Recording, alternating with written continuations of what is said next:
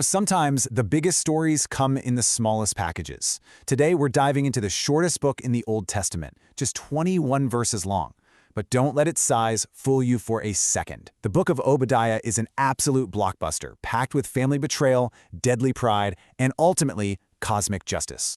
And its very heart, this is a tale of two mountains. One is a fortress of stone and pure arrogance. The other, well, it's a place of utter disaster that somehow becomes a symbol of hope. This is a prophecy that starts with a bitter grudge between two brothers and ends with a vision for the entire world.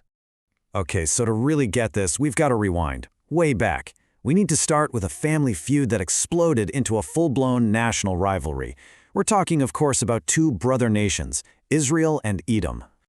So who exactly was Edom? Well, they were the descendants of Esau. And you might remember, Esau was the brother of Jacob, whose name was later changed to Israel. The name Edom actually means red, which is probably a nod to the reddish sandstone mountains where they lived, a place called Mount Seir. And their defining national feature? Oh, it was a deep, overwhelming, and totally unshakable pride. The fuse for Obadiah's prophecy gets lit during one of the absolute darkest moments in Israel's history. Picture this. It's around 586 BC, and the mighty Babylonian Empire sweeps in, completely sacks Jerusalem, and demolishes its sacred temple. Israel is on its knees.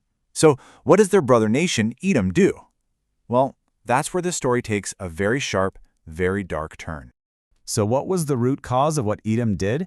It really all boils down to their number one flaw, a mountain of pride. And look, this wasn't just healthy confidence. This was a fatal deception, a belief in their own superiority that was ultimately going to be their undoing.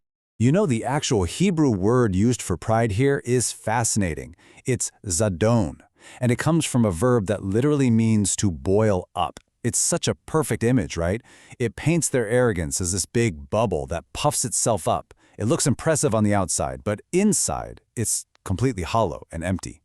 And it was this kind of pride that tricked them into thinking they were untouchable.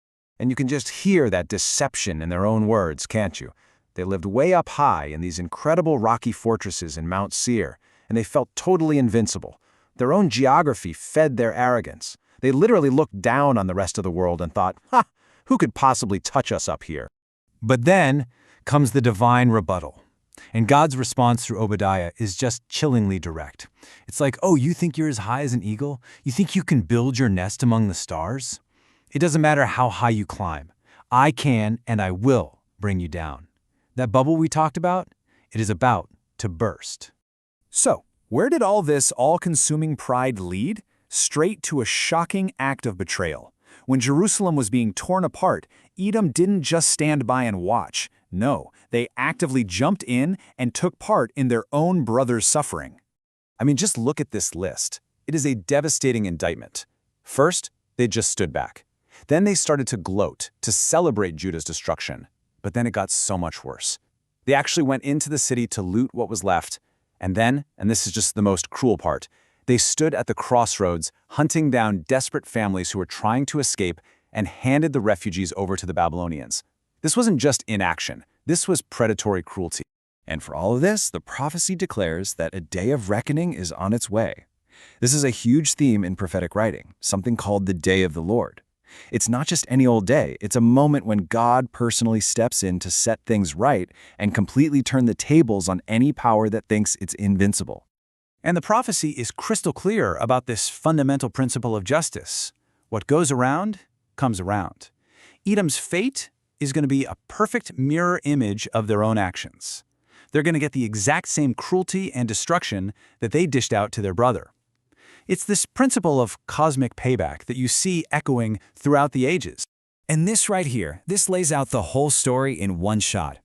On one side, you have Mount Seir, the mountain of Edom. It's all about pride and betrayal, and its story ends in judgment and total oblivion. But then you look at the other side, at Mount Zion, the mountain of Judah. Yeah, they went through a terrible disaster, but their story ends with hope, restoration, and eventually a kingdom. Two mountains, two brothers, two completely opposite destinies. But here's the thing. The prophecy doesn't actually end with Edom's destruction. That's not the final note. The ultimate focus shifts away from judgment and turns toward hope. It's a promise that, despite all the ruin, a full restoration is coming for the people of Judah. So let's look at how history actually played out.